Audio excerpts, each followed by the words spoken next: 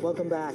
A new book explains the physics of soccer, not just for science buffs, but for those who play the game. Dr. Deji Badiru is an engineer at the United States Air Force Institute of Technology in Dayton, Ohio. His new book is called The Physics of Soccer, Using Math and Science to Improve Your Game. With over 40 years of experience as a soccer player and coach, Dr. Badiru uses his extensive knowledge of science and engineering to break down the core principles and teach you to play like a superstar.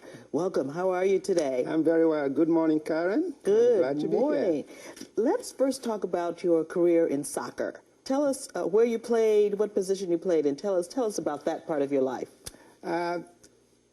I was born in Nigeria, so originally from Nigeria.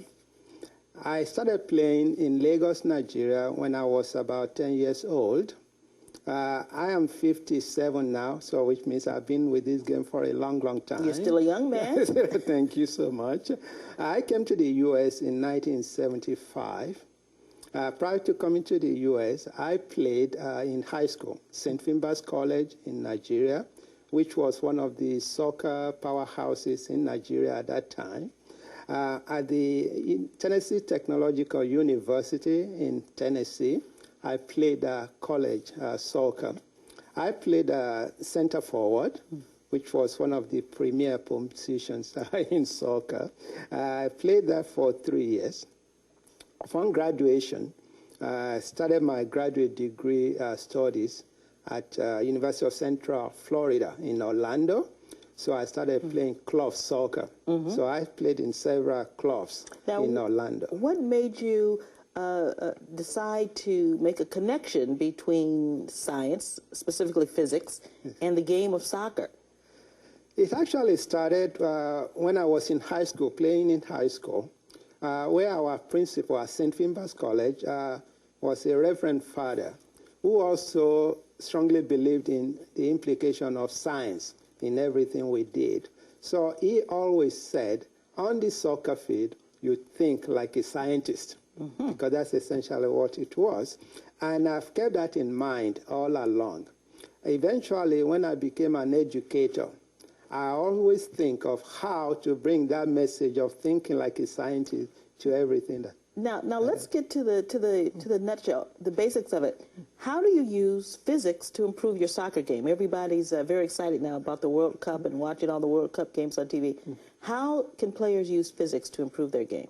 The most important thing to remember is that there's something called Newton's laws of motion. Everything about soccer has to do with motion.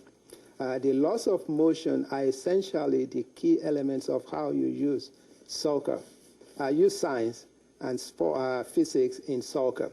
So on the soccer field, what you have to do to play like a superstar is to think of everything that is going on the soccer field, the wind speed, the friction on the grass, the positions of other players in terms of triangulation. If you want to pass the ball, how far you have to kick the ball to make sure that the teammate gets the ball in the proper position. You even suggest that humidity and moisture on the field and the force of collision between player and player also has an impact as well. Definitely it does. And a good example is to look at the soccer ball. We all look at the soccer ball as just an object of playing the game. But there are three essential properties of a soccer ball that are important.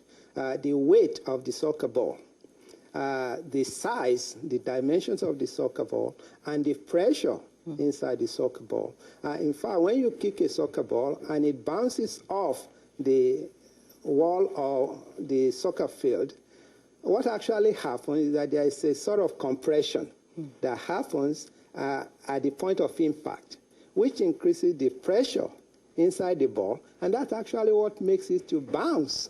Okay? That's an interesting thing that most players don't even realize, even professional players. Now, you've written this book that talks about the connection between science and sports. Who are you hoping to reach with this book, The Physics of Soccer? When I started writing the book, the target was originally for teenage players. because I have raised two boys who played soccer.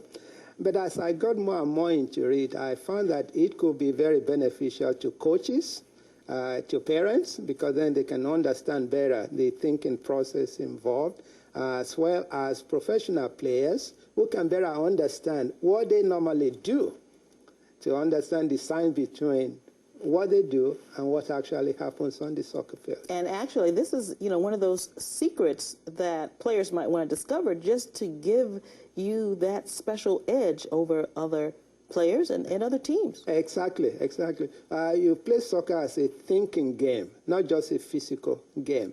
When I was playing, I would always try to feel out the other opponents to try and figure out what they will be thinking. And over a few minutes, I can figure out how a particular player behaves. If the ball goes to his right or to his left, and that helps me to make adjustments in my own playing. Of course, right now, the world is soccer crazy with the World Cup in South Africa. Do you have a particular favorite team you're rooting for? Of course. Who are you rooting for? I have two favorite teams. I've got the United States and Nigeria. Okay. And those two teams have been doing very, very well in international soccer. Well, we will see how they do. Dr. Badiro, we should probably give a copy of your book to everybody on the USA soccer team. I think we should, and also the players in Nigeria. Okay. Thank you so much for joining us today. I'm very glad to be here. From the physics of soccer to the movement of soccer, renowned Boston